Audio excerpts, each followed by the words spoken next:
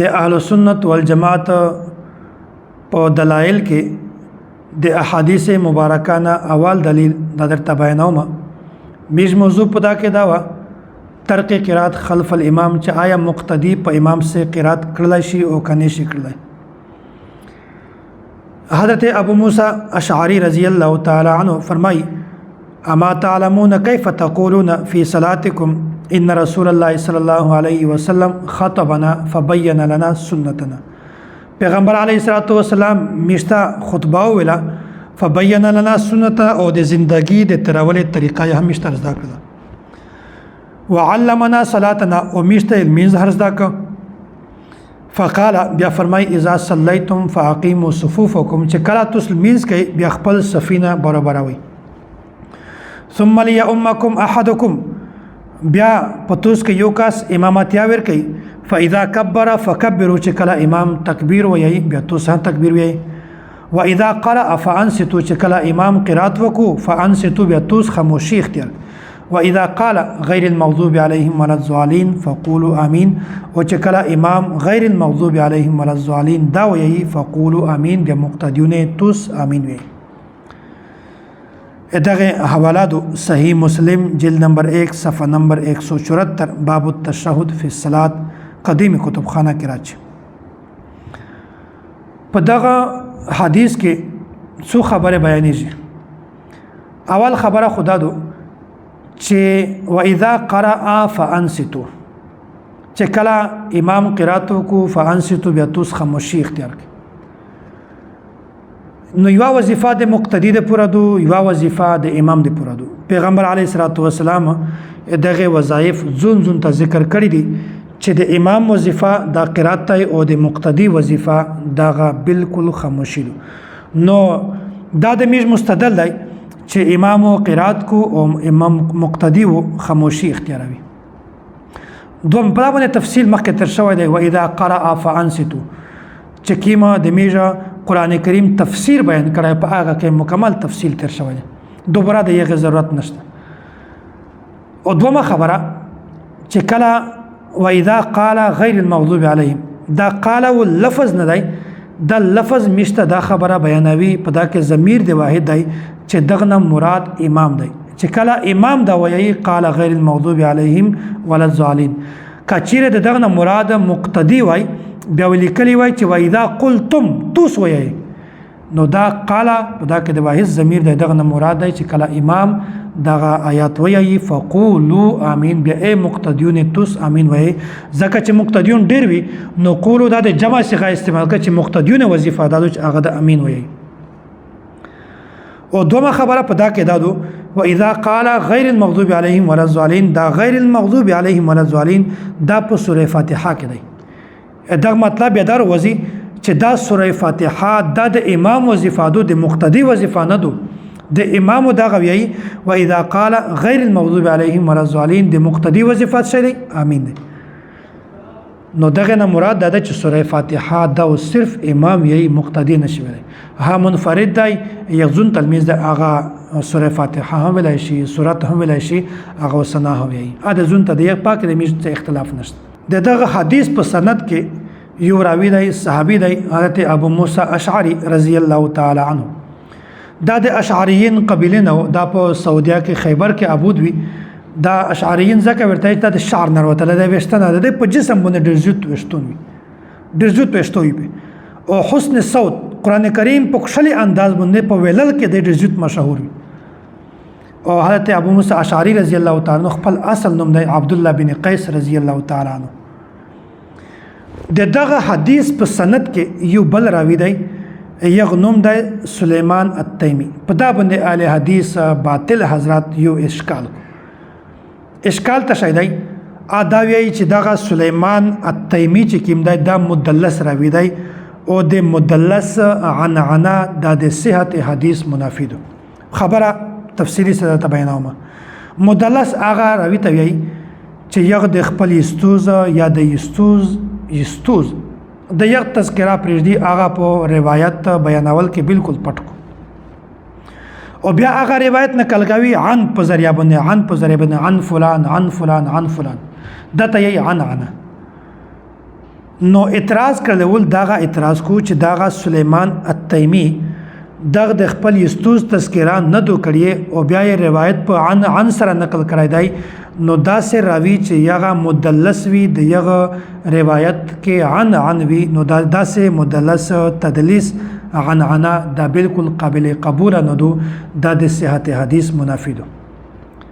مثال دا دی چې زه د مو یو استوز دی هغه استوز مو ته حدیث بیانوي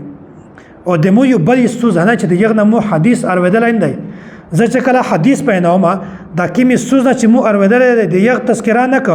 بلکې د یغه استوز تذکرہ کما چې د یغه مو ارویدل نه دی نو اصل دغه استوز نوم یې پټ ک دا ته مدلس نو اعتراض خلاصه دادو چې دا سليمان التیمی د خپل استوز تذکرہ نه کړي مدلس را وی دی او د مدلس عنا د صحت حدیث منافی دی دا بالکل قابل قبول نه دا روایت صحیح نه دغه جواب یو دادای چې کله پتوس په دغه اعتراض وکړو نو فورا ورته یې چې د مدلس تدلیس چې کیم د صحت حدیث منافی دی دا د هر مدلس بارا کې دی که د صحیحین په مدلس بارا کې هدی هغه راوی چې هغه په صحیحین کې موجود دی صحیح بخاری صحیح مسلم کې موجود دی آیا دا ضابطه دا قانون د یغه د پوره هدی دا سره بالکل خاموش شي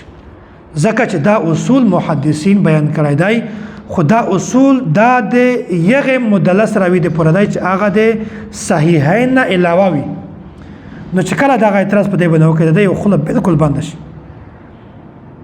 دا یو مثال هدی چې یو تاسو وایي چې کایو کس پر رجا کې یې بوت شي د سړی رجا متشوله تو فورا سول پکې چې کایو سړی قصدن یې بوت سره ک په ویرا سره وت سره په د کیمو سړی متدو دا بالکل خاموشه شي لا جواب شو ځکه چې په ویرا سره یې بوت شي په باندې رجا نه موتیږي قصدن یې وت شي په باندې رجا موتیږي نو دا سه هر مدلس تدلیس د صحت حدیث منافی نه دی چې کیم راوی په صحیحین کې موجود دی د یغ د پوره دا قانون د ضبط نه دو او دغه سه دومره خبره ده چې په دا باندې بالکل اجماع نقل شوی دی چې دغه سليمان التیمی دا بل اجماع د صحیح بخاری او د صحیح مسلم راوی دی او دا سه چې کله هغه د صحیح بخاری او د صحیح مسلم راوی وي بیا د یغ تدلیس بالکل قابل قبول دی په دا باندې څه اشکال نشته اصول حدیث قاعده دو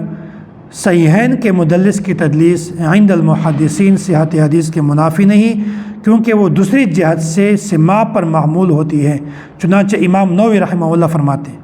دا کیما خبره چې متوسته بیان کړه دغه خبره اوس په عربي کې دلته لیکلي دو مقدمه شرح صحیح مسلم للنووي جلد نمبر 1 صفحه نمبر 18 په دا کې لیکي وعلم ان ما كان في الصحيحين عند المدلسين بعن ونحوها فمحمول على ثبوت السماع من جهه اخرى لہذا د اعتراض کړل بالکل ضرورت نشته دوام اعتراض دغه سليمان التیمی په دا باندې یو بل اعتراض نقل کوي اعتراض دا چې دا سليمان التیمی دا کیم روایت نقل کړی دی په دغه روایت کې الفاظ دي و اذا قرأ فانصتوا دا لفظ شاذ دی یعنی سليمان التیمی نه علاوه بل راوی دغه الفاظ پر روایت کې کله نه دی بیان کړي او چې کله بل راوی الفاظ نه دی بیان کړي صرف دغه سليمان التیمی بیان کړي وي دا تویی شاذ او شاذ روایت دا بالکل ناقابل قبول دی اعتراض وکړه جوابنا مخته دا خبره په ځین کې کښناوي چې شاذ تشتوي او زیادت ثقه تشتوي شاذ دا تویی چې یو راوی په یو روایت کې په یو حدیث کې دا څه اضافه کړی وي چې هغه اضافه بل چا نه کړی مثال درته بیانوم دمو مثال دی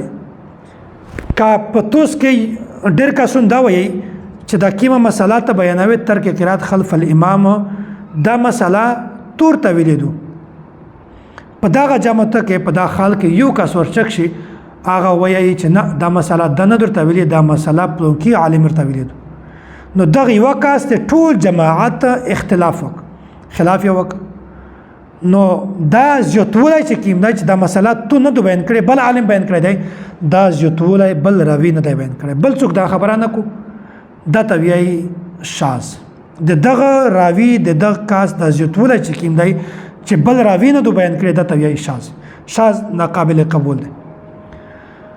او کچیره زیادت ثقه تشتوی مثلا زه سبق درته وایم تو ټول قسم په دا باندې متفق یې چې دا سبق مو درته ویلی دی په دا کې یو کس دا سر چک شي هغه وایي چې سبق خو تور ته ویلی دی خو نن په سبوکه کې د پاګړۍ هم سار وه جبا د هم اغوستې وه نو دا ته وایي زیادت ثقه دغه کس د توس مخالفت نه دی کړی توس سره په خبره کې متحد دی متفق دی خو د داسې زیاتای شای بیان کا چې پاکې د توس مخالفت نه دی کړی او دا راوی هدا ثقه نو د ثقه زیاتولی دا بالکل قابل قبول دی نو میږي دا کسي چې دغه سليمان التیمی دغه شاذ دی دا روایت او قدا د ثقه زیاتولی دی نو په دا باندې سليمان التیمی په دا باندې اجماع دو چې دغه بالکل ثقه راوی دی صحیح بخاری کې هم دا موجود دی چې په دا باندې خلک اعتماد کړی دی دا بالکل صحیح راوی دی دا معتمد علی بنده دی او اذا قرأ فانصتوا بیانول کې د جماعت ثقات مخالفت نه کړی بلکې یو زیات شای بیان کړی دی شاذ نه دی بلکې دا د ثقات زیاتول دی د ثقات زیاتول دی بالکل قابل قبول دی دغه دوی حواله درته بیانوم صحیح بخاری جلد نمبر 1 صفحه نمبر 201 پدا کې لیکي و زیادت مقبوله د ثقه زیاتول دی بالکل قابل قبول دی نو سليمان التیمی دا ثقه راوی دی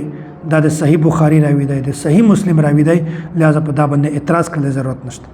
دوما حواله مستدرک علی الصحیحین للحاکم جلد نمبر 1 صفحه نمبر 307 کتاب العلم ان الزیاده من الثقه مقبوله